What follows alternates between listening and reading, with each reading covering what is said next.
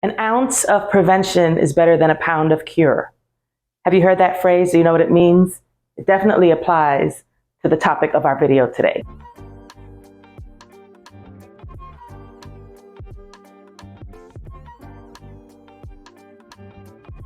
Hi guys, welcome and welcome back. If you're new here, my name is Lori and the channel is GlobeTrotterLori. Our goal here as a teaching and learning community is to educate, motivate, and inspire each other about all things travel related. So if you like travel content, then consider joining the tribe and sharing your wisdom and picking up some tips along the way. So that phrase that I uttered in the beginning of the video was about trying to be proactive in making sure that you are doing what you need to do. And in this case, it applies in the case of traveling safety or travel safety. So since this is not about fear mongering on this channel, I'm going to give you some simple yet lesser known mistakes or common mistakes that people have. But where this video will be different is that I will give you some travel hacks, some tips on how to be safe as you travel as a woman, as a single parent with kids. These tips can even perhaps be used in your home if you live alone. Now, because I'm an educator, I'm going to categorize these mistakes into 3 distinct categories: pre-arrival, en route, and at your destination travel safety mistakes that people make. But each of those mistakes will be accompanied with a tip. So let's go ahead and get right on into it. During your pre-arrival stage or your pre-travel stage, you have the first mistake that people make is not designating an ICE. In this video, I shared with you that you should definitely have 1 or more individuals who are your in case of emergency contact persons. So you should designate who is your in case of emergency contact. You should share your location with that contact, as well as make sure that you touch base with them at least every day, depending how long your trip is, or several points throughout the day, especially if you're a solo traveler. So have a designated time that you'll contact that person, and not by text. Let's do something where they hear your voice. Either you leave a voicemail or you call and video chat with them really quickly or something like that. Mistake number 2, posting your trip details on social media or telling others about it before you even make your trip, so that they know where you're going, they know when you're going. And I mean, not your in case of emergency person. I'm talking about just blasting it out to the public. So number 1, it leaves your home, which you'll be traveling away from, just basically open season for anyone to come and target you.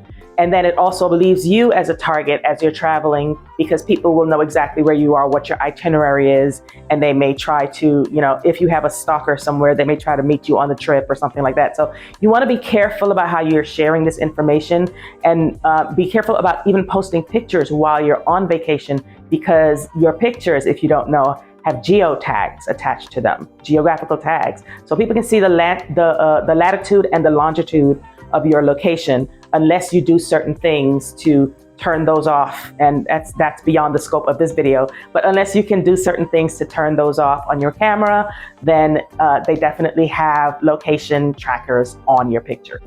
Mistake number 3, and the final mistake under the pre-arrival stage, is failure to download your apps that you will need. Your airline app, your Google Translator app, your Maps app. You need something where you can, and it doesn't have to be Google Translator, it can be any translator app, but you need to have, if possible, an offline version of those apps as well, because if you don't have access to Wi-Fi, then how do you access those apps? So you want to think about that very carefully and make sure that you do your homework thoroughly before you even start your traveling. You want to make sure that you look at the map of your surroundings before you go out. You don't want to be staring at your phone, trying to figure out or staring up at a local map, looking like a tourist, like a lost tourist. You want to be a traveler. You don't want to look touristy. So you want to look like you're comfortable in your surroundings. So at least memorize a few of the landmarks, a few of the turning points. I'll always say, okay, walk 3 blocks, turn left, turn right, look for the McDonald's, cross the street over there, these kinds of things, so that I'm not standing around looking lost. I hate that feeling.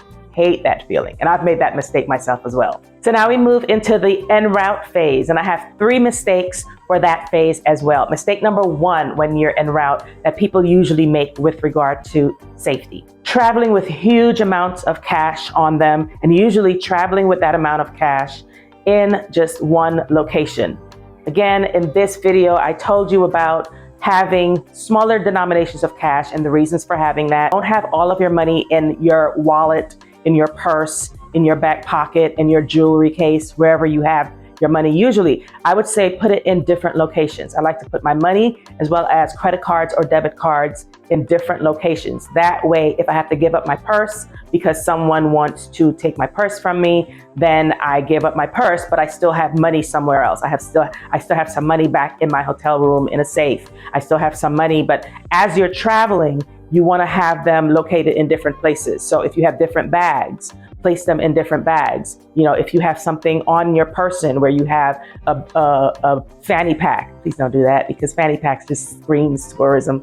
If you want to have a fanny pack on underneath your clothing, maybe just while you're traveling, under your clothing, close to your body, then yes, put some cash there. You know, the old grandmother trick of putting it in your bra. I don't recommend that for people who have very sensitive skin, but hey, if it works for you, then go right ahead. The traveling safety mistake number two en route is carrying too much luggage.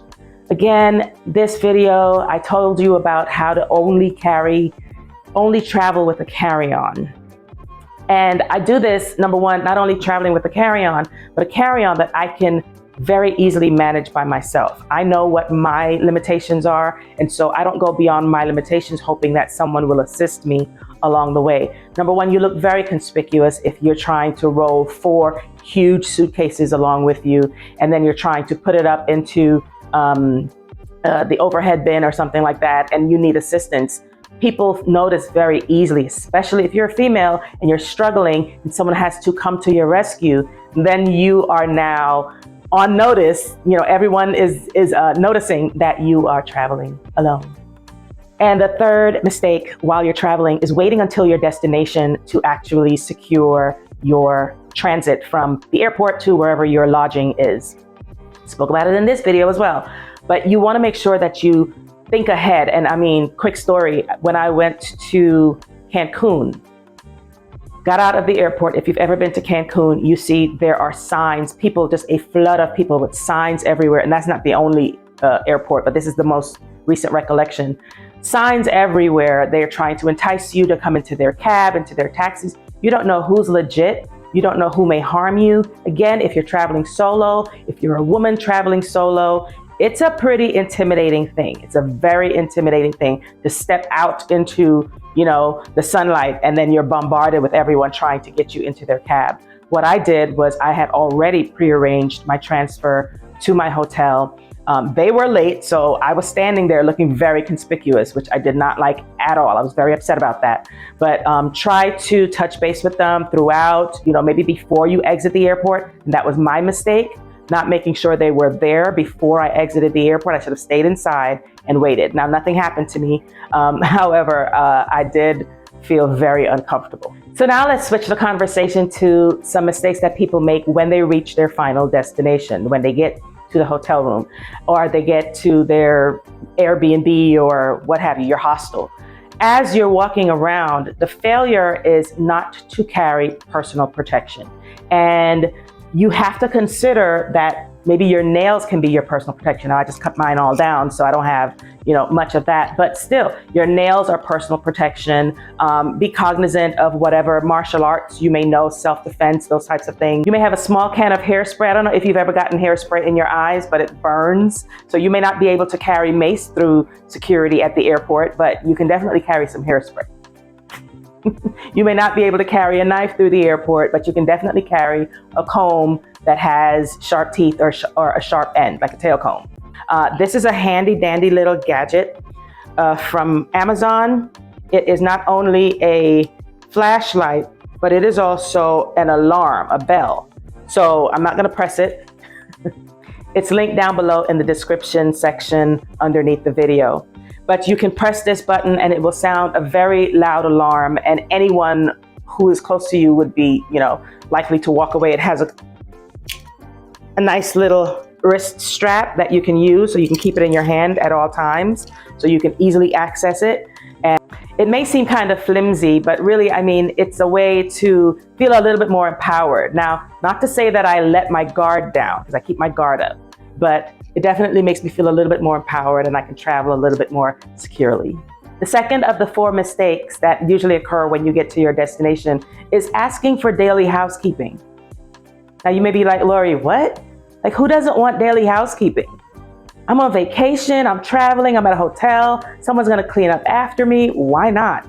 Well, I'll tell you why, because it's a safety hazard. Personally, I don't request daily housekeeping. I tell them I don't need anything. When I get there, get to your hotel room, clean everything. Number one, I sterilize everything, you know, my Lysol spray and my Clorox wipes and my Clorox tablets that I throw into the tubs and into the sink to sterilize everything. I clean everything, I lay everything the way I want it to be, and then I put the do not disturb sign out on the door. And you can even tell them when you're checking in or call down after you've checked in and checked your room, because I check everything first before I get settled and start cleaning. Check to make sure there's no bed bugs and all of that, and that everything is to my standards, to my specifications.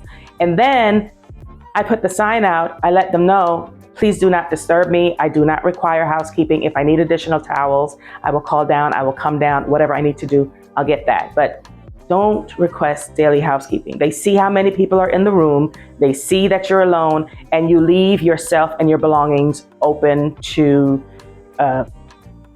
nefarious beings. Mistake number 3, and this is our second to last mistake out of 10, failing to secure your belongings in your room. Now you said, well, I just put the do not disturb sign out. What do you mean? No one's gonna come into my room. Wrong, lies. I had a do not disturb sign on, can't remember where I was traveling to, but I had the do not disturb sign on my door and I was in my room. I think most people put the do not disturb sign on when they have left their room or when they're sleeping. So it was the middle of the day, I was in my room, I was taking a break, and someone tried to open the door. So I have some travel hacks for you guys regarding that. There's some low-tech ones and there's some high-tech ones. Low-tech, not gonna call my friend out, but just putting a stool behind the door, that is not gonna cut it. Anyone can easily push that stool out of the way. Maybe put the stool behind the door and put a bunch of glass on it, so that if someone pushes that stool, then the glass shatters, you hear it, you wake up, maybe, but there are some other ways that you can secure your belongings, secure the environment in which you're staying while you're occupying that environment. If there is an adjoining room, make sure that you check the locks to that room. Usually they're locked on both sides, but you want to make sure so that you don't have someone coming into your room, entering your room from an adjoining room. I typically do not want an adjoining room, especially when I'm traveling by myself. And so it just makes me feel uneasy that someone could potentially come through the wall into my space. And so I don't like that. But check the locks if you are there. Check the keyhole, because sometimes they can drill through the keyhole and put a little, I said no fear mongering, and here I am telling you all these things that you probably didn't know before. So, but seriously, they can put a little recording device. If you can see through your keyhole, if you're standing on the outside of your room, say it's a hotel room, you're standing on the outside of the room and you can see through your keyhole into the room, bad, very bad. You should only be able to see out that keyhole into the hallway or to the person standing on the other side. So maybe just put a Post-it note. That's very low tech. Put a Post-it note, a sticker, whatever, on top of that hole so that you're not being watched while you're in there. There's a bunch of tips on the internet, on TikTok, about how you can check your Airbnb to make sure there's not a camera behind the mirror, that it isn't a two-way mirror. Maybe someone's standing there watching you or someone's recording you. I'll let you go and research those for yourself. I'm not even putting that out. I'm not touching that with a 10-foot pole. Now we're going to move to some more high-tech ways of securing your belongings and securing yourself, your person, while in your space. Here is a simple device, really simple device. It's a doorstop, common doorstop, yes, but this doorstop comes with batteries, and inside of the doorstop, there is an alarm feature. So when this doorstop is pushed, you put it behind the door. When the door, I'll just put this down. When the door is opened, it depresses this area here, and an alarm, a piercing alarm sounds. Now again, I'm not going to do it and just, have you guys go deaf on me, but it's simple, it's easy, it's lightweight. It comes in white, it comes in black, it comes in multiples. If you want one, you can have one. If you want more than one, you can have more than one. You can use this in your house, if your house or your apartment or your dwelling, if you are a single person living alone. Put this by the door. Put this by the door in your hotel room. Put this by the door in your home. Put this by the door so that if there are little ones in your home that are now, toddling about and are trying to open things, you can put this by that door, and when they try to open that door, the alarm sounds. Really, really simple. This device is a portable door lock. I know you probably saw it in the thumbnail and thought, what kind of S&M madness is she getting into now? Well, this is basically something that you can put on certain doors. Only certain locks will this work with, and I'll show you the demonstration right here in the video. But it's an easy way to just secure your door. Again, if you have a deadbolt feature on your door lock, then this works. Easy way to secure your door and just give you a little bit more peace of mind so you can rest really well. You can rest easy, sleep well, when you're inside of your room.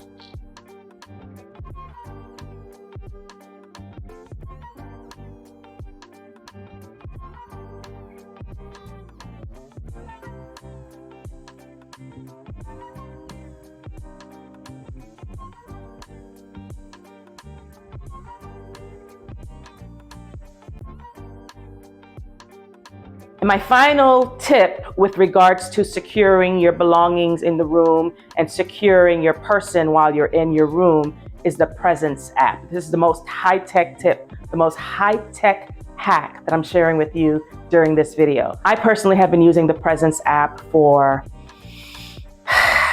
more than a decade now. I use it in my home. I use it when I travel. I have an old iPad that I use with the Presence app. I use my phone as the monitoring device, and I use the iPad as the camera that's left in the room to pick up whatever footage. Now, this is not like a nanny cam. I'm not trying to secretly record anyone.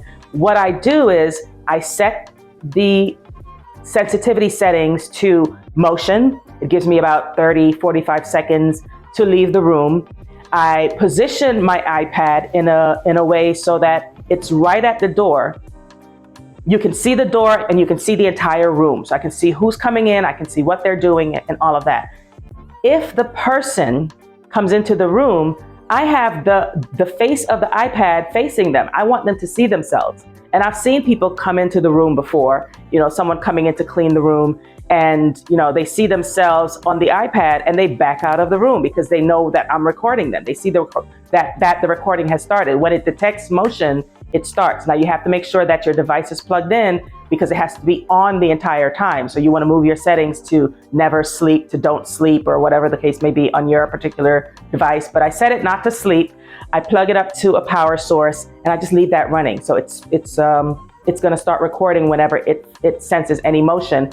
And I get an alert to my phone immediately letting me know that there's motion detected on camera such and such, and it'll say Lori's iPad has detected motion, and it'll capture that footage of whomever it is in the room. So again, I've set it up, and someone was coming in to remove the trash and all of that, and it was fine that they were doing that, but I just wanted them to know that, hey, and the 10th and final travel safety mistake that people make is acting anxious, acting lost, acting alone.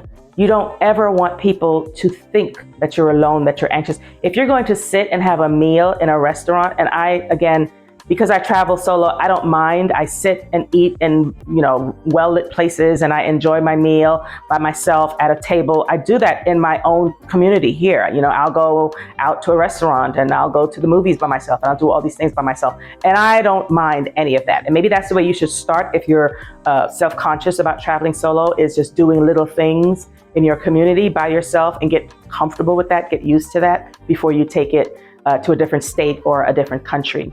Walk with purpose.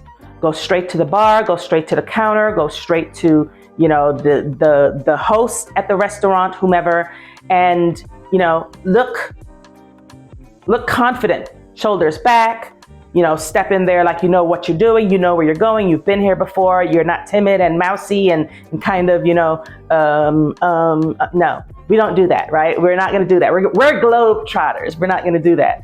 But I I needed some assistance from a worker at one of the hotels at the Hyatt Regency that I stayed at in Puerto Rico. And he was kind of startled. He said, "Oh, I thought you've been here, for a week or something. The way you walked into the place, I thought you knew exactly where your room was and you were heading straight to the room and everything." And I said, "No, actually, I'd like some assistance in getting to the room." I couldn't have gotten to the room, y'all, because I had to get into a golf cart and be driven to the room. But I figured I was going to walk around and figure it out on my own before I asked for help. But I couldn't see how, the rooms were located or where the rooms were located and how I was going to get there. So, but walk with purpose. One of the tips that I use myself, and I have also heard other people, other women especially who travel solo, is to fake a wedding ring. There are these silicone ones that are sold on Amazon, but what I simply do is I transfer my ring from my right hand finger, even though in some countries the right hand is where you place your ring when you're married, but I transfer that ring from this finger onto this finger. And so then I automatically am married. Woohoo! I'm married now, so I don't have to. So I'm waiting for my husband to join me. If someone approaches you and you don't want that attention that person is giving you, and they're asking you questions, number one, I would sit down. When I'm sitting down, make friends with my waiters, make friends with the bartenders and such, but not too friendly. You don't want them to know that you're traveling alone, but at least be friendly with them so that they will look out for you. But having a ring on your finger sometimes just, drives away that unwanted attention. So that's it. Those are my 10 safety mistakes and my not so common safety hacks, the tips for staying safe while you're traveling, whether you're traveling as a woman, whether you're traveling solo, whether you're traveling as a teenager, a college student, whether you're a first-time traveler and you don't know all of these things and you're like a fish out of water. Here are just some things to think about. Don't be nervous about it. Don't get too anxious about it. Don't be paranoid about it. Just, be safe, keep your head on a swivel, as they say, and go out there and enjoy yourself. So what tips do you guys have for traveling safely? Perhaps there's some hacks that you have that I would love to know when I'm traveling. I'm going to be traveling really soon, so stay tuned for those videos and those vlogs. But what tips do you guys have? Head down to the comment section below and let the rest of the community know. I hope you're having a good morning, afternoon, evening, or night, wherever you are. Remember to value experiences over things, because travel is the only thing you buy that makes you richer. Ciao.